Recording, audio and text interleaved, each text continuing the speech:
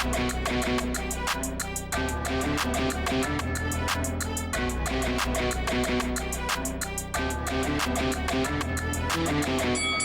guys, welcome to Boxing Squared for boxing news and views from around the internet. And another heavyweight news and notes mashup video today, starting with Filip Hrgovic. As we know, he pulled out of his fight with Zhang Zhilei.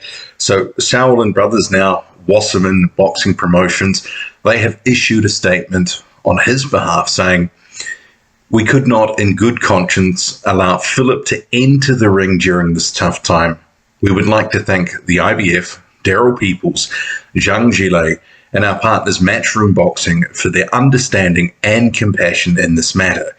Pero Hrgovic was a big part of the team and will be forever missed with all our hearts. Filip will take some time out now to be with his family before resuming his training.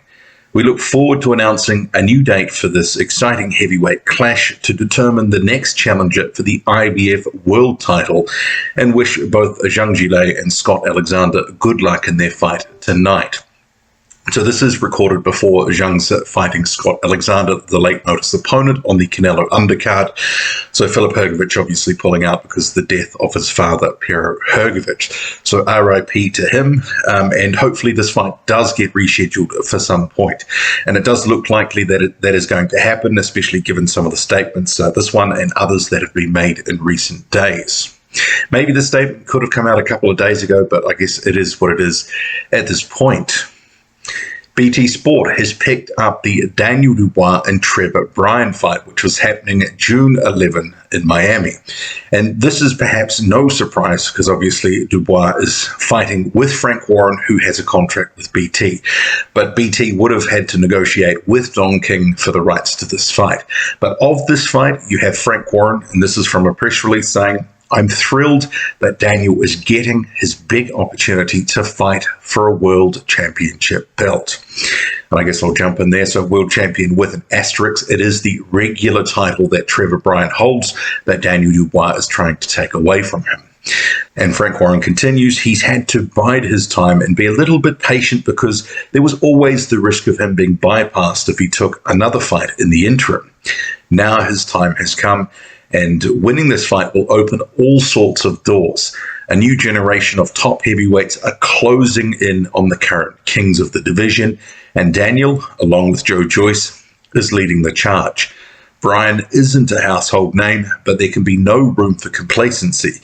He is unbeaten with a more than respectable knockout ratio, so Daniel will need to be on his guard and on game in Miami. Frank Warren's statements there. And Frank Warren has issued a promo poster for this upcoming fight, and this is in lieu of Don King not having done that. So this is the first official promo poster that's come out, Bryan versus Dubois, as you can see here, and BT has also issued its own one, which, ironically, you've got Trevor Bryan posting it on his page. So I actually quite like this promo. This is pretty cool, I think. But of the fight upcoming, Trevor Bryan says, "Like I said, won't be long now.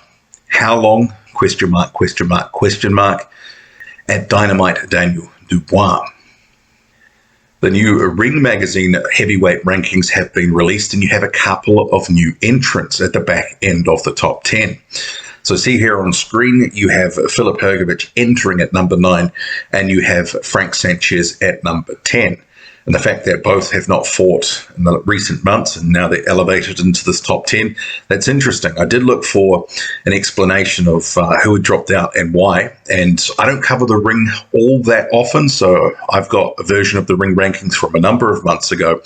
You had Michael Hunter and Oscar Rivas filling out the last couple of spots, so not sure why they're out and why these guys are in. Perhaps it's inactivity, I'm not sure. But Hrgovic and Frank Sanchez into the ring top 10. Elsewhere in the rankings, which is a change, you have Dillian Whyte dropping a spot after his recent loss. Basically, Joseph Parker has leapfrogged him into number 4 spot. What do you make of the ring rankings? Topped by Tyson Fury, Alexander Usyk, then Joshua, Deontay Wilder, Joseph Parker, Dillian Whyte, Andy Ruiz Jr., Luis Ortiz, Joe Joyce, Filip Hrgovic, and Frank Sanchez. So really it's a top 10, 11 I should say, because they have Fury as the champion and then 10 fighters after that. And what's happening with one of the guys that I just referenced that has dropped out of those rankings? Michael Hunter. What's he up to? And someone has asked him that on social media, saying, well, hey, what's happened with your career? Fight lined up. He responded, and this was about a week ago at the time of recording, Hughie Fury Bounty. So that fight is not official, and it has been one that's been talked about in the last couple of months, mooted. Hunter's made some signals online, and also others have as well suggested that is going to be the next fight. Further on in the thread, he says that likely for July. Not announced yet as official, but clearly Michael Hunter is, well, at least in line for that. And Hughie Fury, Michael Hunter, don't mind the fight. And it also signals that Michael Hunter's deal must be up with Triller. And that is something that I think had been suspected for some time following that draw with Jerry Forrest. And you have to sort of, I guess, beg the question, was the move to Triller, maybe not in a financial sense, but obviously in the professional sort of his path to a title, all that sort of stuff, was it the wrong call? Because he had a tune-up against Mike Milson, and it was a nothing fight. Struggled mightily against Jerry Forrest, was lucky to escape the draw, and now he's no closer to a heavyweight title. Interesting.